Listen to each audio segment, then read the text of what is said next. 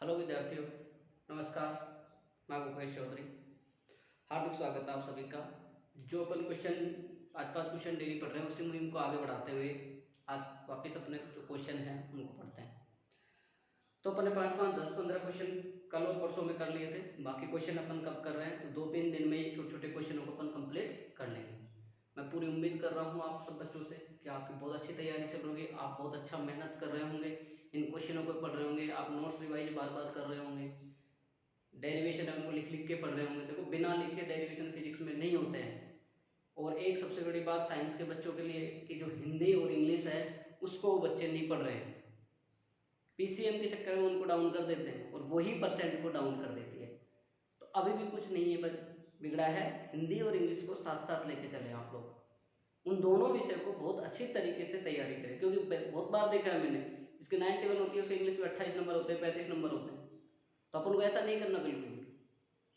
अपन को तो एक हंसते हुए, एक प्रसन्नता के साथ, एक अच्छी मुस्कुराहट के साथ हमको ये पढ़ाई को बिल्कुल ले चलना है। अपन को पढ़ाई के साथ साथ इंग्लिश को अच्छी तरीके से पढ़नी है, हिंदी को अच्छी तरीके से पढ़नी है हमको, और हमारे जो पीसीएम है उसको भी अच्छे से पढ़नी है, बायो है, मैथ है, जो भी है। तो अपन आगे क्वेश्चन करते हैं। अपना कल एक क्वेश्चन रह गया था, उसमें थोड़ी प्रॉब्लम थी कि किसी समरूप आवेशित चालक गोले के केंद्र पर, कि किसी समरूप आवेशित चालक के केंद्र पर, चालक गोले के केंद्र पर विद्युत क्षेत्र की तीव्रता का मान ज्ञात कीजिए।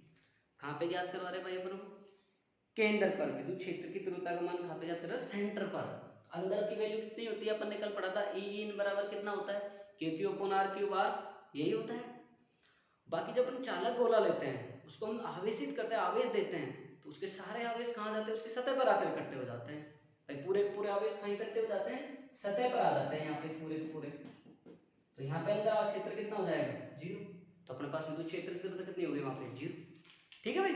अब देखिए अपने आज के क्वेश्चन, बहुत इंपॉर्टेंट क्वेश्चन है आज के, अच्छे से ध्यान देना। देखो जिन बच्चों पीडीएफ ले लेते हैं वो टेलीग्राम चैनल पे, आप एक बार टेलीग्राम चैनल पर जुड़ जाइए। वहाँ मैं पीडीएफ डाल रहा हूँ, फिजिक्स बाय भूपेश सर नाम से टेलीग्राम चैनल है। आपको जो भी मोबाइल नंबर दिए जा रहे हैं, कोई डाउट हो तो आप पूछ सकते हो, व्हाट्सएप के माध्यम से पूछ सकते हो। तो देखिए, विभव मापी का मानकीकरण किसे कहते हैं? ध्यान से सुनिए क्वेश्चन को, आप वीडियो रोक के क्वेश्चन लिख सकते हैं। विभव मापी का मानकीकरण किसे कहते हैं? अब देखो ध्यान से देखो, विभव मापी का मानकीकरण, हमने विभव मापी वाला टॉपिक पढ़ा है कि मानक सैलों की सहायता से, मानक सैलों की सहायता से जो विभव प्रवणता हम ज्ञात करते हैं उसको हम क्या कहते हैं? मानकीकरण कहते हैं। ध्यान आया कि विभव मापी में जो हमने टॉपिक पढ़ा था मानकीकरण वाला, उसमें कि मानक सैल की सहायता से जो विभव प्रवणता ज्ञात करते हैं अपन, वो कहलाती है मानकीकरण। दूसरा क्वेश्चन देखिए, विभव मापी की सुग्राह्यता को कैसे बढ़ाया जाता है? बहुत वेरी मोस्ट क्वेश्चन है कि विभव मापी की सुग्राह्यता को कैसे बढ़ाई जा सकती है? भाई प्रवणता को कम करके बढ़ाई जा सकती है, हमने पढ़ा है। कैसे बढ़ाया भाई? दो बातें करके, कि एक तो उसकी क्या करते हैं, धारा को कम करके घटाकर, एक उसकी लंबाई की वृद्धि करके हम बढ़ा सकते हैं। दोनों बातों से हम सुग्राह्यता को समझ सकते हैं कि उसकी हम प्रवणता को कम करके उसको बढ़ा सकते हैं, जो दोनों बातों पर निर्भर कर रही है, या तो अपरिपत्र प्रवाहित धारा को घटाकर या उसकी लंबाई में वृद्धि कर। एक ज्ञान से, एक चिंतन के साथ, एक बहुत बढ़िया बेहतरीन तरीके से करें सब पूरे क्वेश्चन को, आराम से होंगे, कोई जल्दबाजी नहीं है अपन। तो देखिए एक अच्छा क्वेश्चन, जब मीटर सेतु और विभव मापी पढ़ते हैं तो बच्चों के ज्यादातर मन में 2-3 क्वेश्चन ऐसे होते हैं कि बार बार पूछते हैं उन चीजों को। एक तो मैंने बहुत बार देखा है कि मीटर सेतु में अपन कॉपर पट्टी होती है, जो पट्टियां लगी होती है वो मोटी क्यों होती है? भाई मीटर सेतु में जो कॉपर पट्टी होती है वो मोटी क्यों होती है? तो ध्यान से देखिए भाई, अब ध्यान से देखो क्यों मोटी होती है, इसको देखो, सूत्र को देखो, R बराबर रो L बटा A होता है। यहाँ पे A बराबर अपन क्या लिखते हैं? पाई आर स्क्वायर। अगर हम इस R का मान बढ़ाते हैं तो यहाँ पे क्षेत्रफल का मान बढ़ जाएगा। भाई आपका जो प्रतिरोध है वो किसके व्युत्क्रमानुपाती है? एरिया के। भाई एरिया के व्युत्क्रमानुपाती है कि नहीं है ना? तो अपने पास में अगर अपन ने R का मान बढ़ाया तो हमारा क्या बढ़ रहा है? क्षेत्रफल का मान बढ़ रहा है हमारे पास। तो यहाँ से हमारा प्रतिरोध का मान क्या हो जाएगा? कम हो जाएगा। तो हम जो अज्ञात प्रतिरोध जो हम ज्ञात करते हैं उस बॉक्स में लगाते हैं प्रतिरोध, उसकी सहायता से जो प्रतिरोध निकालते हैं, उसकी संतुलन अवस्था को, उसके प्रतिरोध को ज्ञात करने में हमको एक बिल्कुल आसानी होगी इससे, ताकि हम कॉपर पट्टी मोटी इसलिए लेते हैं, उसमें हानि कम होती है। ठीक है, अगला क्वेश्चन देखिए। अगला क्वेश्चन है, विभव मापी में तांबे का तार का प्रयोग क्यों नहीं क्यों करते हैं? विभव मापी में तांबे का तार का प्रयोग क्यों नहीं करते? ध्यान से देखिए भाई, तांबे के तार का, जैसे अपन बोलते हैं क्वेश्चन सर मीटर से तुरंत आपने तांबे का ले लिया, यहाँ क्यों ले लिया? भाई सुनो, इसकी जो विभव मापी का जो तांबे का तार प्रयोग में इसलिए नहीं लेते क्योंकि प्रतिरोध क्या होता है इसमें निम्न होता है और उच्च ताप गुणांक होता है। प्रतिरोध आर क्या होता है भाई इसका?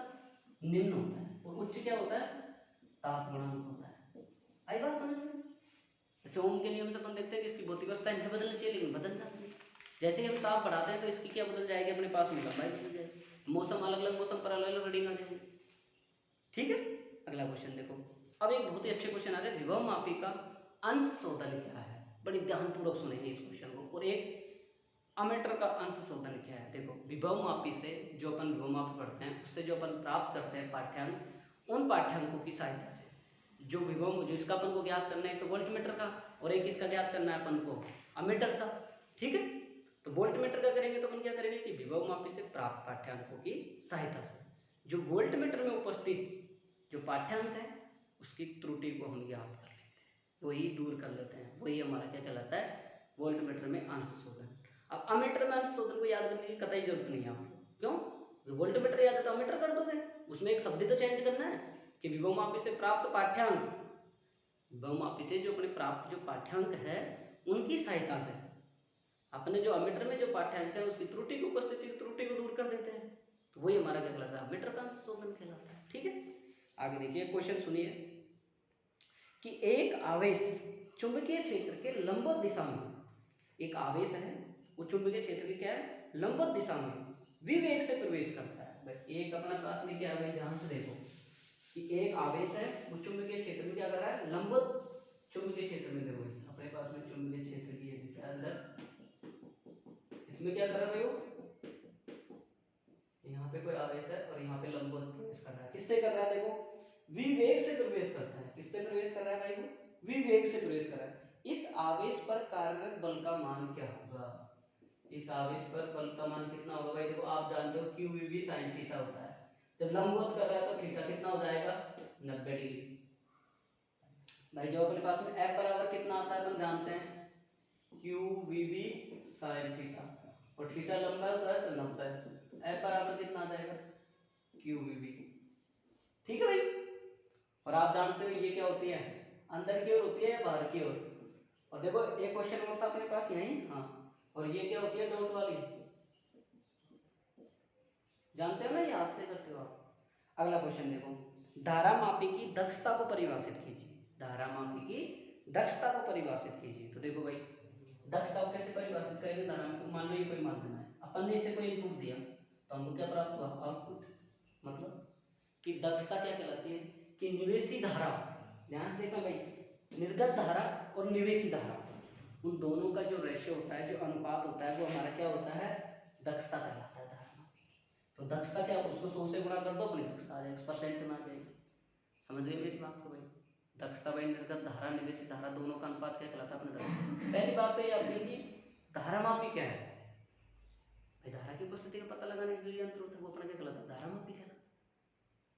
ठीक है, अब अपने पास में क्वेश्चन आता है कि धारा मापी अपन ने पढ़ लिया, धारा मापी की दक्षता अपन ने पढ़ ली कि निर्गत धारा और निवेशी धारा इनपुट आउटपुट गुणा 100, ये अपनी क्या होगी? दक्षता होगी। देखो कंफ्यूजन नहीं होना, एक आता है दक्षतांक और एक होता है दक्षता। दक्षता तो ये भी अपन ने पढ़ ली, और एक आता है दक्षतांक, ये दोनों में फर्क है ध्यान रखना। कई बार क्वेश्चन पूछता है कि धारा मापी की सुग्राह्यता और दक्षतांक में क्या कीजिए? संबंध ज्ञात कीजिए। धारा मापी की सुग्राह्यता और दक्षतांक में क्या कीजिए? संबंध ज्ञात कीजिए। तो प्रिय विद्यार्थियों, आज के लिए इतना काफ़ी है, 5 क्वेश्चन आपके, बाकी कल फिर हम मिलेंगे। तो आप सभी लोग विद्यार्थी सब बच्चों के पास पहुंचा रहे होंगे सूचना को। जैसे ही 12th के क्वेश्चन अपलोड हो रहे हैं, आप जो बच्चे गाँव में हैं, बाहर रहते हैं, जिनको पता नहीं है, तो आपका फर्ज है कि आप इस वीडियो को उस तक पहुँचाएँ ताकि उसको भी फायदा हो। देखो विद्या एक ऐसा धन है, इसको जितना खर्च करते हैं उतना ही बढ़ता है। आप सोचोगे नहीं मैं किसी को नहीं बताऊंगा, मैं ही पढ़ लूँ पूरा का पूरा, तो इससे कुछ नहीं होने वाला। तो विद्या को आप एक दूसरे के साथ बांटिए, सीखिए बांटना, ताकि और बढ़े। भाई ये माँ सरस्वती का खजाना है, इसमें कोई कमी नहीं होती। तो आप सब लोग सब बच्चों तक उसको पहुंचाइए। और रही बात, बार बार मेरे से जो रिक्वायरमेंट आ रही है, बार बार बच्चे पूछ रहे हैं कि बीएससी के क्वेश्चन, सर बीएससी के क्वेश्चन, भाई देखो बीएससी के क्वेश्चन जल्दी ही चालू करूंगा, मेरे को जैसे ही टाइम मिलेगा 12वीं का पूरा होता ही आपका बीएससी के क्वेश्चन चालू हो जाएंगे। और ये गारंटी है, लगातार 3 सालों से पूरे अपने क्वेश्चन मिलते हैं खूब सारे, और अब की बार भी मिलेंगे, पूरा कॉन्फिडेंस है। तो आप बिल्कुल हेडेक मत लो, मैं जल्दी ही उनको अपलोड करूंगा। तो आप 12वीं वाले बच्चे सब बिल्कुल बहुत अच्छे से अध्ययन कीजिए, एक बिल्कुल मतलब एक गहन अध्ययन चालू रखिए। ठीक है बच्चों, धन्यवाद।